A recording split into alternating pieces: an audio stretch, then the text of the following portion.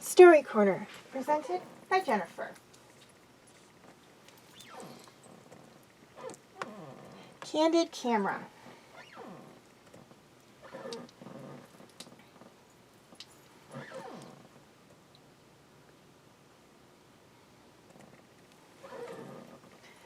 Tommy Wilson wasn't a happy guy. He had a job as a waiter, Tommy Wilson was a happy guy. He had a job as a waiter, a rent-free home he lived with his mother, and plans for the future.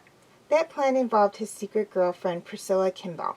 She was the daughter of a wealthy restaurant owner, Arthur Kimball, who was also Tommy's employer.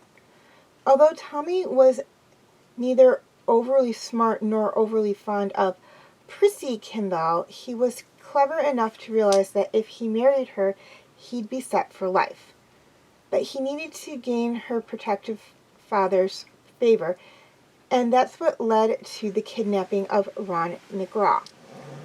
Ron was the restaurant assistant manager, one of whose duties was to courier the week's cash to the safe at Kimball's home every Saturday evening. The route covered 3 blocks, including a short, dimly lit alley, and that alley's only door and window belonged to So What, a shop that happened to be closed this week.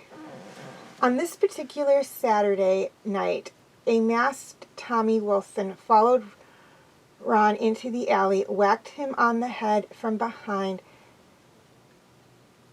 and dragged him to Tommy's car. The unconscious Ron and his money bag were driven to the abandoned shed at the edge of town, where Tommy left him tied and gagged. Which was how the cops found Ron the next morning, frightened but unhurt, after Tommy burst into the station and reported a man lying on the floor of a shed near his home. He said he hadn't gone near the man. Neither victim nor rescuer had seen the other.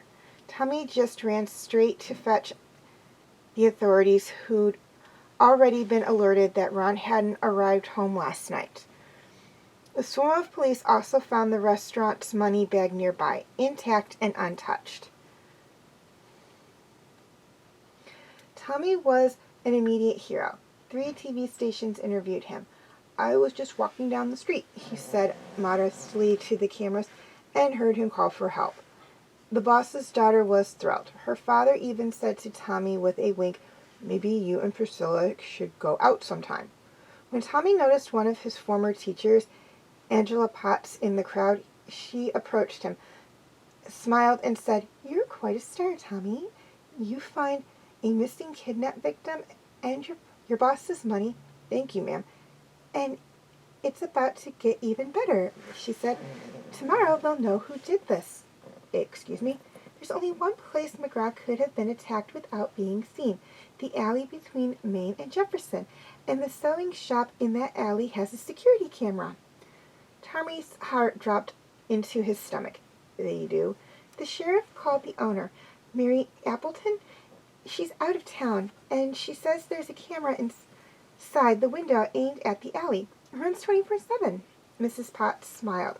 Mary will be back tomorrow, so then they'll check the camera and we'll know who the kidnapper is.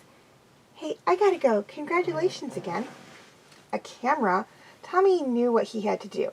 He'd picked locks in the past. Tonight he would break into the shop and steal the video. If he couldn't, he'd burn down the shop. He would have no choice.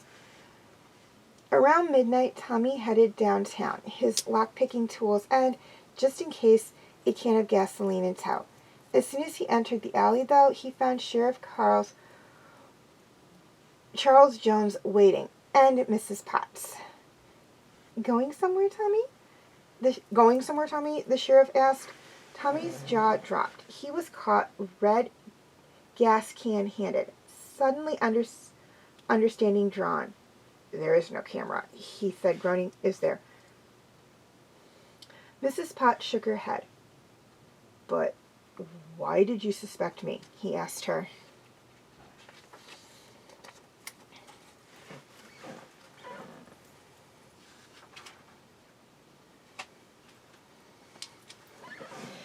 Angela noticed one intriguing clue when she was listening to Tommy's account of the events that landed him on the news.